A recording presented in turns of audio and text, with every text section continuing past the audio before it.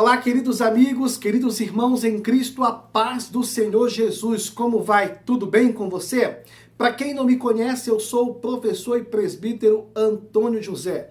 E durante todo esse trimestre estaremos estudando sobre a ótica de primeiro livro de Samuel e segundo livro de Samuel. E traz uma temática, o governo divino em mãos humanas. Liderança do povo de Deus em 1º e 2º Samuel. Meus amigos e irmãos em Cristo, se você está aqui pela primeira vez e ainda não é inscrito em nosso canal, eu convido você a compartilhar os nossos vídeos, a deixar o seu joinha e a se inscrever em nosso canal.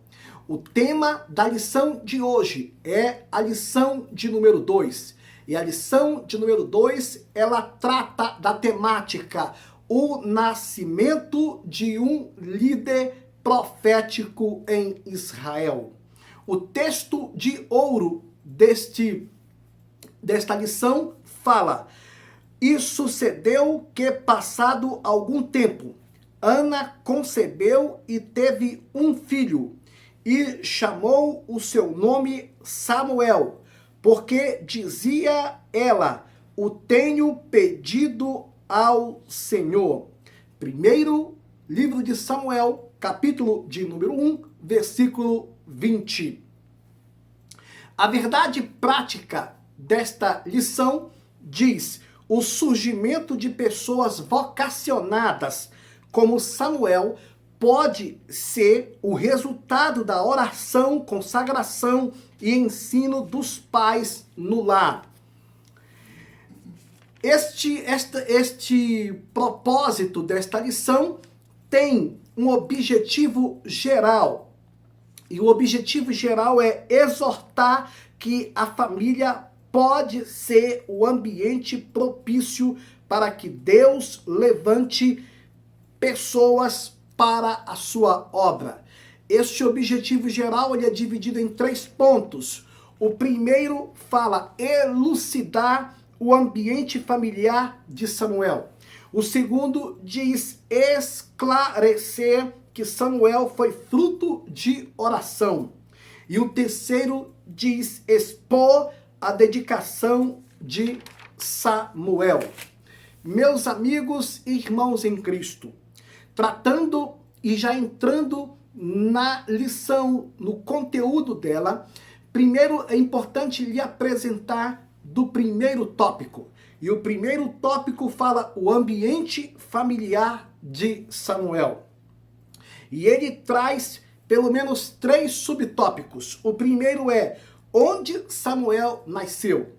O segundo fala a bigamia presente. O terceiro é uma família piedosa.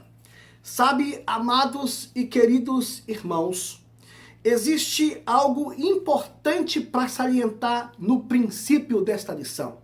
O primeiro é o que está escrito em Provérbios, capítulo de número 19, versículo 21. Muitos são os planos do homem, mas o que prevalece é os desígnios e propósitos de Deus. Ou seja, o querer de Deus, a vontade supremacia do eterno. Quando Deus quer e ponto final.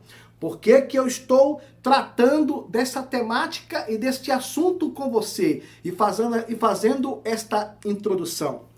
Primeiro, onde Samuel nasceu? Samuel nasceu em um lar completamente quase que igual ao lar de muitas pessoas que agora estão me assistindo. Primeiro, era um lar que tinha conflitos, maus tratos, poligamia, rivalidade entre irmãos e oposição entre pais e filhos também estavam presentes.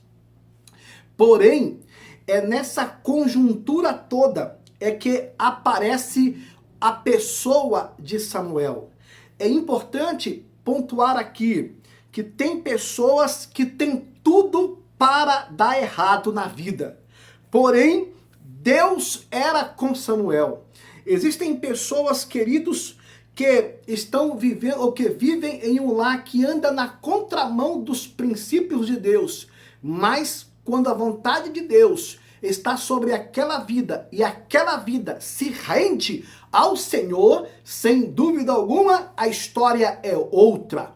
Sabe por quê? Porque a vontade de Deus, ela é mais forte que a morte. Ela é mais forte que o diabo. Ela é mais forte do que qualquer oposição humana. Então, o que é inerente aqui é o que também trata sobre o ponto de vista a bigamia presente no lar de Samuel. O projeto de Deus nunca foi para que o homem tivesse 2, 3 ou 4 ou 5 mulheres. O projeto de Deus está no Éden. O protótipo de lar perfeito está no Éden. Deus deu uma mulher ao homem. Deus deu, na verdade, Eva para Adão. Então, ali está o protótipo do eterno para o homem. Existiram pessoas na Bíblia Sagrada que tiveram mais de uma esposa. Entre elas está Abraão, Jacó, Gideão, Davi e Salomão. Mas quando olhamos as biografias desses homens, percebemos literalmente que as escolhas deles trouxeram para eles atrasos, embaraços, constrangimento e uma série de outros problemas. É, portanto, importante copiarmos o modelo de Deus. E o modelo de Deus é que o homem tenha uma só esposa. Queridos, esta visão e este propósito que está na lição, neste primeiro tópico, observamos algo importante. Primeiro, Samuel, ele estava numa família e convivia e vivia em laços familiares, porém percebe que o lastro de família dele tinha uma característica. A família dele tinha problemas, tinha querelas. E o que quer dizer querelas? São lamentações, sofrimento e queixa. Não existe um lar perfeito. Não existe um ambiente perfeito. Não existe um casamento perfeito. Não existe, na verdade, uma família perfeita. Na verdade, o que existe sim é que quando todos entendem o seu propósito, o seu objetivo de agradar a Deus acima de todas as coisas, numa comunhão completamente vertical e numa comunhão horizontal, agradar a esposa, os seus filhos e os filhos dos seus pais e assim por diante. Porque este é o propósito de Deus. Existem duas características de pessoas.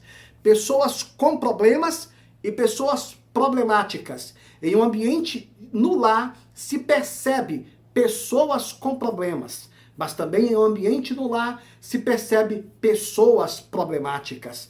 Todos nós temos as nossas lamúrias, dificuldades, problemas e situações difíceis que enfrentamos. Porém, precisamos fazer como que um surfista. Ele segura a sua onda em meio à sua prancha. E a sua vocação é não deixar, na verdade, que a onda passe e o derrube.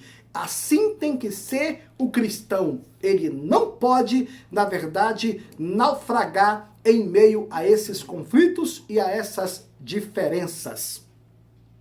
Vamos para o nosso segundo tópico. O segundo tópico diz: Samuel, fruto de oração. Este segundo tópico, ele traz pelo menos 3 tópicos interessantes, 3 subtópicos interessantes. O primeiro é a humildade de Ana. O segundo, Ana e sua amargura de alma. E o terceiro fala sobre o pedido de Ana. Vamos fazer uma avaliação no que se refere ao que o texto fala, a humildade de Ana. Ana era uma pessoa controlada. Pessoas que pisam e humilham as outras são pessoas que elas estão somente demonstrando quem elas são por intermédio das suas palavras e das suas atitudes. Porque tudo que está dentro da pessoa, ela manifesta em palavras e atitudes. A Bíblia fala que o esposo de Ana, ele tinha uma outra companheira. O nome dela era Penina. E esta mulher, ela humilhava Ana. Ela sobrepujava Ana. Ela irritava Ana. Porque ela tinha filhos e Ana era estéril. Ana não conseguia dar filhos ao seu marido. Meus amados irmãos, talvez no currículo de sua vida já encontrou pessoas que realmente não pode ter nada na vida porque gostam de humilhar as outras. Talvez você já encontrou pessoas que elas não têm absolutamente nada, mas elas têm um coração orgulhoso. Assim como existe ricos humildes, existe pobres orgulhosos. E a palavra nos mostra que a atitude de Ana, ela simplesmente tinha um coração de humildade, controlado, submisso. Quando a lição fala sobre Ana e sua amargura de alma, Ana e sua amargura de alma, podemos pelo menos colocar um ponto aqui de observação. O primeiro é, você sabe o que é amargura de alma? É um sentimento ruim, de sofrimento, de tristeza e ressentimento.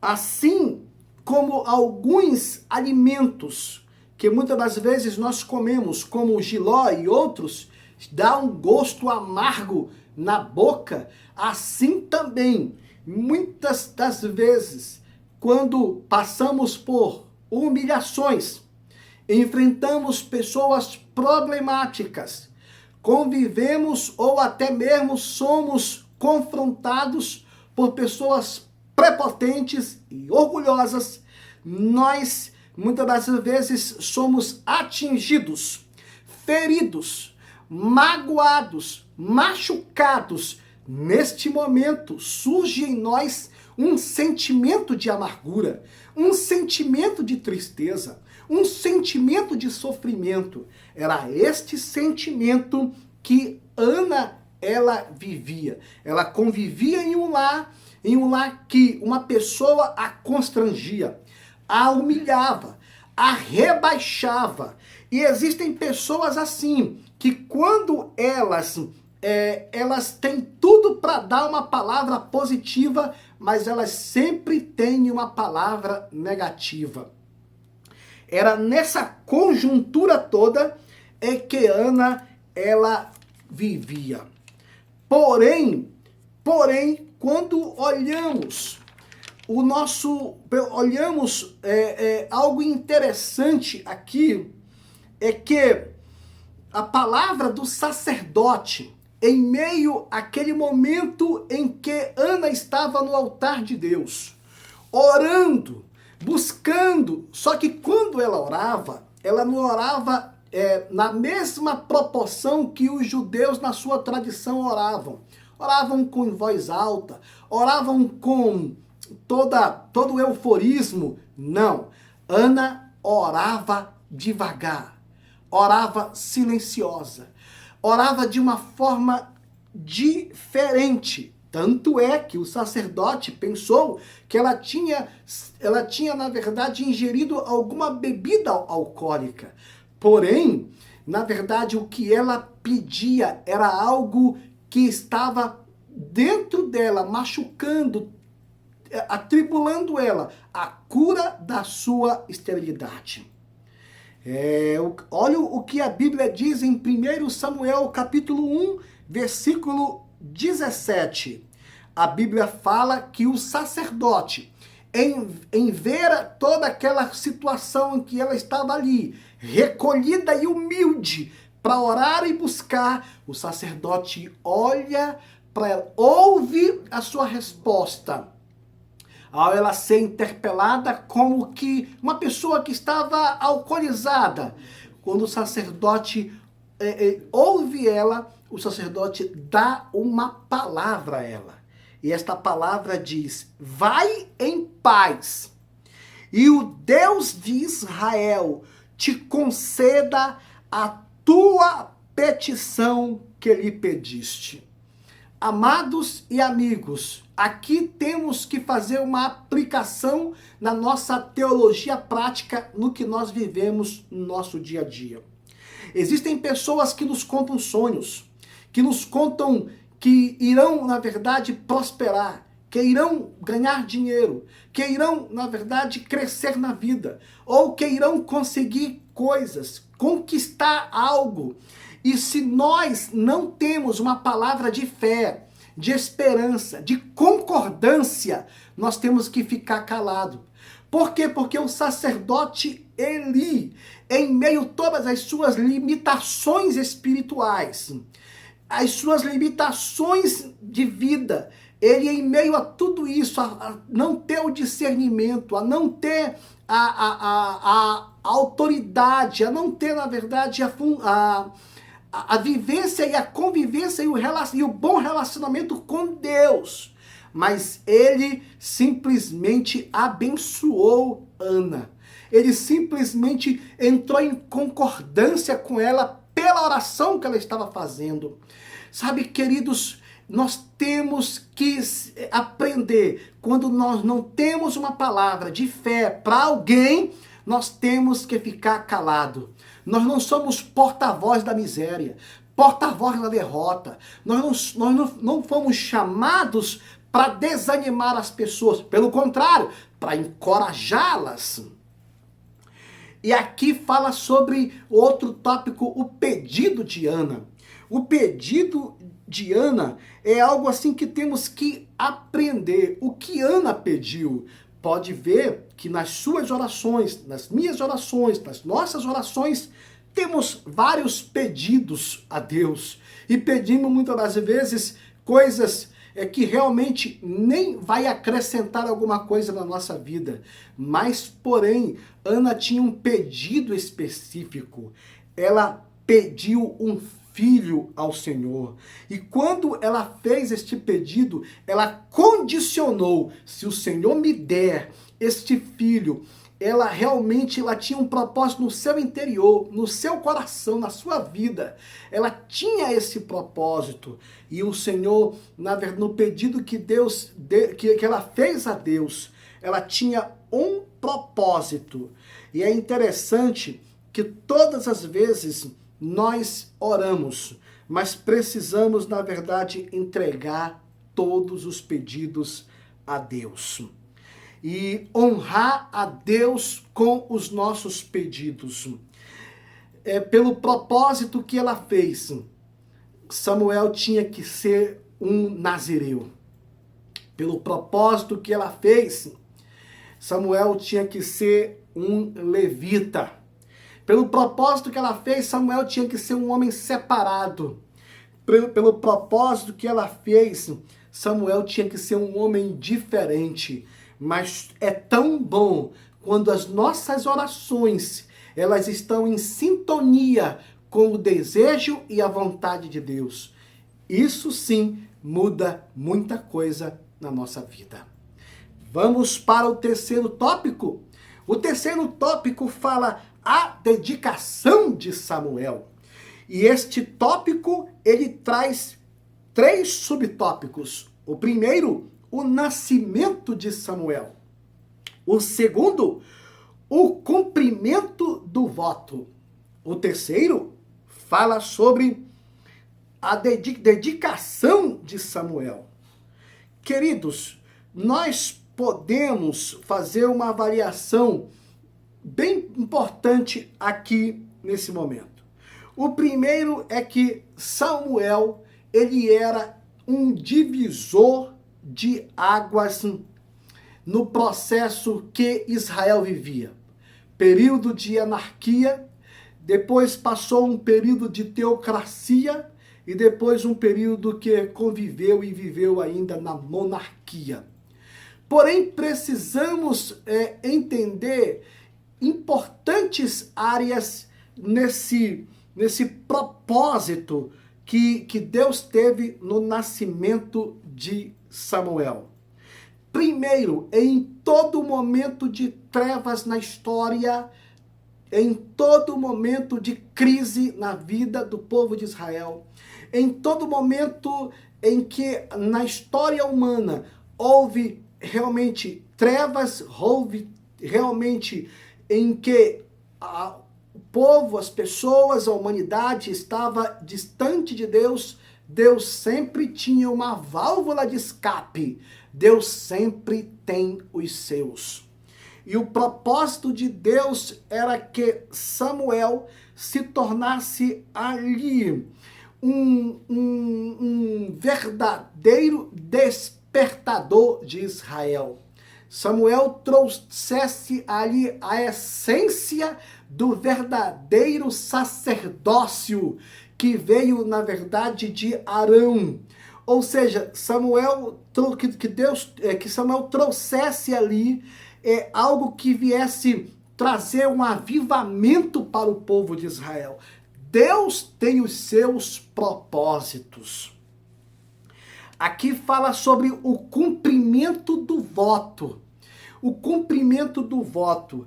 Sabe, amados, você já percebeu que no histórico da sua vida, você já prometeu algo a Deus e depois teve dificuldades para cumprir? Pois é. Mas quando se refere a voto, voto na Bíblia, ele é algo assim que lacra. É algo que não pode ser quebrado. É por isso que o texto sagrado, ele narra que é melhor não votar do que votar e não cumprir. Porque Deus gosta de compromissos, de pessoas que honram a palavra ou honram aquilo que falam na presença dele. E por aí se vê honestidade, sinceridade e compromisso. Porém, olha o que diz aqui: após ser desmamado, aproximadamente 3 anos mais tarde, Samuel foi levado por seus pais à casa de Deus e entregue ao sacerdote Eli como cumprimento do voto feito por sua mãe. Assim o casal cumpriu conforme o prometido. Como diz em Eclesiastes, capítulo de número 5, versículo 4, parte A. Quando a Deus fizeres algum voto, não tardes em cumpri-lo. Algo também que temos que aqui como pontuar e aprender é o que é dito sobre o ponto de vista da dedicação de Samuel. Amados amigos, irmãos em Cristo, sem dedicação não existe excelência. Ou seja, quer fazer algo para que seja, de certa forma, bem apresentável, com muita qualidade, de uma certa forma diferenciada de tantos outros, é importante que haja dedicação. E esta dedicação, ela é algo que pode nos colocar, pelo menos em alguns pontos, para o nosso aprendizado. Primeiro, essa dedicação, ela se caracteriza como que Ana lembrou a Eli de que esteve perante a sua presença, orando ao Senhor para que se lembrasse dela. Assim, Ana dedicou Samuel a Eli para o serviço no templo, devolvendo-o para o Deus Todo-Poderoso. Era uma dedicação irrevogável, ou seja, ela não tinha nenhum filho. Olha, imagine a magnitude de fé que essa pessoa tem, que essa pessoa nos mostra. Observe a confiança que ela teve no Senhor. Isso, na verdade, nos convida e nos desafia a ter tal atitude. Por que lhe falo isso? Porque ela realmente veio do zero. Ela era estéril. Ela teve um filho. O Senhor o deu filho. Porém, esta mulher pegou o fruto, o resultado da sua oração, a resposta da sua oração, o seu presente, e ela simplesmente pega aquilo e entrega para Deus, como que algo que ela o separou, ela que o prometeu, ela que, na verdade, o dedicou ao Senhor, o consagrou e apresentou ao Senhor. Isso nos mostra realmente que, e nos ensina que muitas das vezes realmente as pessoas pensam que aquilo que está nas mãos dela é delas próprias. Sabe, Samuel, ele tinha essa mãe linda e maravilhosa de alma e comprometida com o eterno, ao ponto que ela honrou a palavra e ela dedicou ao Senhor. Os filhos que crescem vendo tal dedicação sincera, naturalmente são estimulados a temerem a Deus, a amá-lo de todo o coração.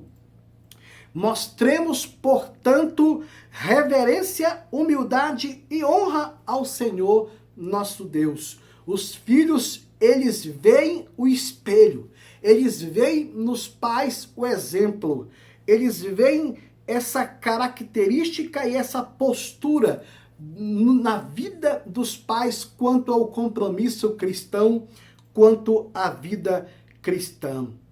E aqui é algo assim que precisamos salientar, que esse processo de que percebemos na pessoa de Samuel, é que Samuel, ele era um grande homem de Deus, no propósito do eterno, na visão do Pai, para ser o sucessor de Eli, para ser o sucessor de seus filhos no sacerdócio, para ser o exemplo ali da casa e na casa de Israel.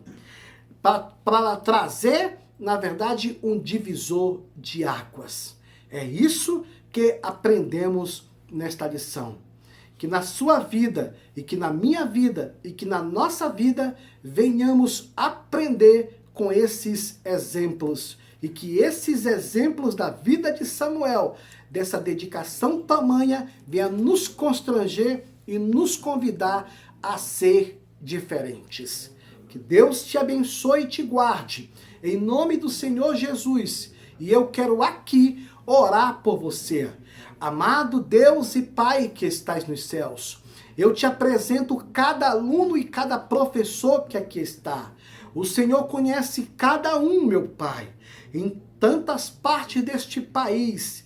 Eu oro para que a tua mão de poder e de graça venha abençoar cada um na sua classe de aula, com os seus alunos, que haja uma unção de mestre, uma unção do Espírito Santo, que venha trazer neles, Pai, um despertamento e um discernimento, e que onde eles estiverem lecionando, ensinando, que a tua mão de poder venha prosperar e abençoar. Em nome de Jesus, amém. Até a próxima aula.